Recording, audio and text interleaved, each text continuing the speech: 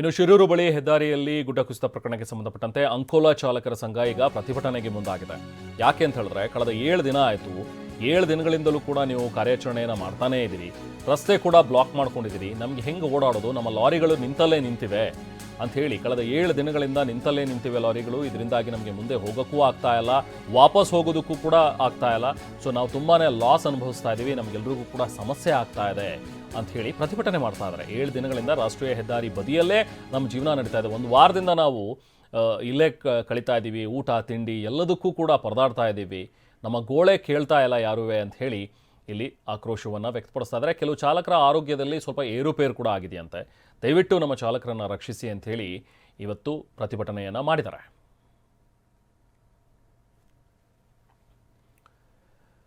So ಹೀಗೆ ಪ್ರತಿಭಟನೆ ಮಾಡ್ತಾ ಇದ್ದಂತಹ ಚಾಲಕರೆಲ್ಲರೂ ಕೂಡ ಇವತ್ತು ಶಾಸಕರೇನು ಬಂದ್ರಲ್ಲ ಸ್ಥಳಕ್ಕೆ, ಅಲ್ಲೂ ಕೂಡ ಅವರಿಗೆ ತರಾಟೆಗೆ ತೆಗೆದುಕೊಂಡಿದ್ದಾರೆ. ಶಿರೂರು ಗುಡ್ಡ ಕುಸಿತ ಪ್ರಕರಣದಲ್ಲಿ ಶಾಸಕರೇನಲ್ಲಿ ಬಂದು ನೋಡೋದಕ್ಕೆ ಅಂತ ಬಂದಿದ್ರು, ಅವರನ್ನ ತರಾಟೆಗೆ ತೆಗೆದುಕೊಂಡಿದ್ದಾರೆ. ಮಣ್ಣು ತೆರವು ಮಾಡೋದು ಯಾಕೆ ವಿಳಂಬ ಮಾಡ್ತಾ ಇದ್ದೀರಿ ಅಂತ ಹೇಳಿ ಸತೀಶ್ ಸೈಲ್ ಅವರಿಗೆ ಕ್ಲಾಸ್ ತಗೊಂಡಿದ್ದಾರೆ.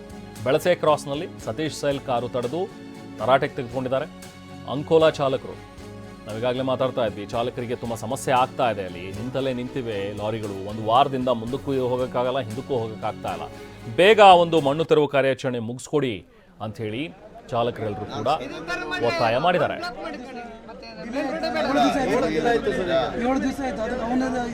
ನಾನು ಒಂದು ಮಾತು ಹೇಳ್ತೇನೆ, ಗಾಡಿ ಕೆಳಗೆ ಹೋಗೋದು ಕಷ್ಟ. ಮತ್ತು ನಾನು ಹೇಳ್ತೇನೆ ನೋಡಿ, ಇಲ್ಲ ಸರ್, ಗಾಡಿ ಬಿಡ್ತಾನೆ ಅಂತ ನಾವು ಹೇಳ್ತಾ ಇಲ್ಲ. ಕೇರಳದಿಂದ ಚಾಲಕ ಮಣ್ಣಡಿಗಿದ್ದಾನೆ ಅಂತಂದ್ರೆ ಅವ್ರು ಕಾರ್ಯಾಚರಣೆ ಮಾಡ್ತಾ ಇಲ್ಲ. ನಾವು ಎಂತ ಮಾಡ್ತಾ ಇಲ್ಲ. ಇಲ್ಲ ಸರ್, ನೈಟ್ ನೀವು ಇದ್ದಾಗ ಅಷ್ಟೇ ಮಾಡ್ತಾರೆ, ಮೀಡಿಯಾದವ್ರು ಇದ್ದಾಗ ಅಷ್ಟೇ ಮಾಡ್ತಾರೆ. ಬೇರೆ ದಿನದಲ್ಲೇ ನೈಟ್ ಅಲ್ಲಿ ಕೆಲಸ ಮಾಡ್ತಾರೆ.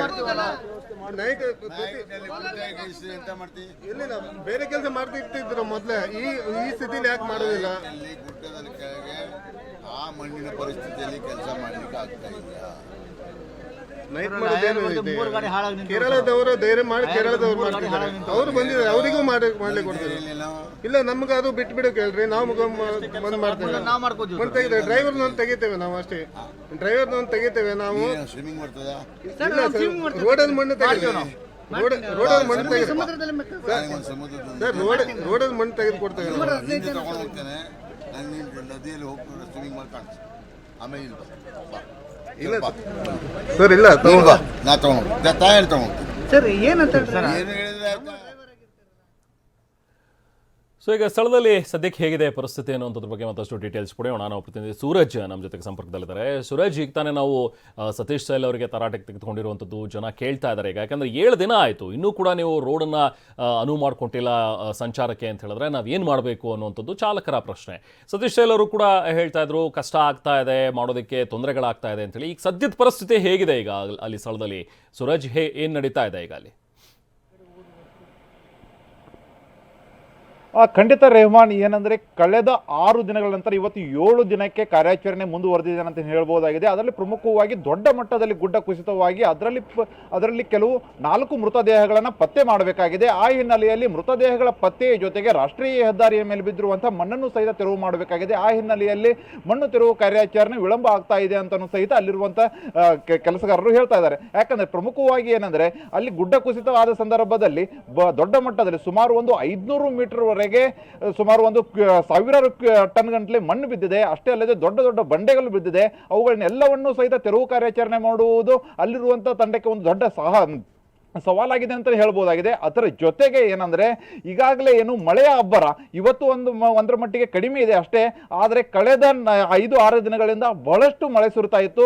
ಮಳೆ ಸುರಿಯುತ್ತಿರುವ ಹಿನ್ನೆಲೆಯಲ್ಲಿ ಗುಡ್ಡವು ಸಹಿತ ಕುಸಿತಾ ಇತ್ತು. ಅದರ ಜೊತೆಗೆ ಇದೇನು ಕೆಂಪು ಮಣ್ಣು ಬರ್ತಾ ಇತ್ತು, ಕೆಂಪು ಮಣ್ಣು ಪೂರ್ತಿಯಾಗಿ ಅದನ್ನು ಎತ್ತುವುದಕ್ಕೆ ಬಹಳಷ್ಟು ಕಷ್ಟ ಆಗ್ತಾ ಇತ್ತು. ಆ ಹಿನ್ನೆಲೆಯಲ್ಲಿ ಮಣ್ಣು ತೆರವು ಕಾರ್ಯಾಚರಣೆ ವಿಳಂಬವಾಗ್ತಾ ಇದೆ.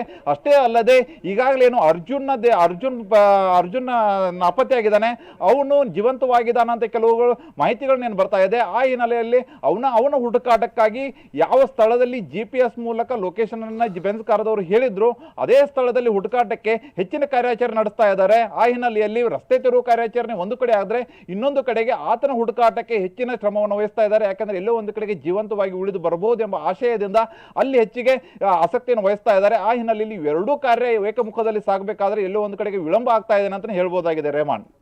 Okay, thank you Suraj.